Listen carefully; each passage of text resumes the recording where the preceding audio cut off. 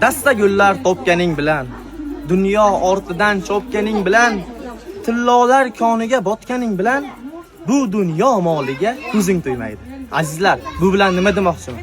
Hozir biz pul umuman ahamiyat o'ynamaydigan joydamiz. Ya'ni otalar, onalar uchun sarflangan pulning ahamiyati yo'q. Pullar topganing bilan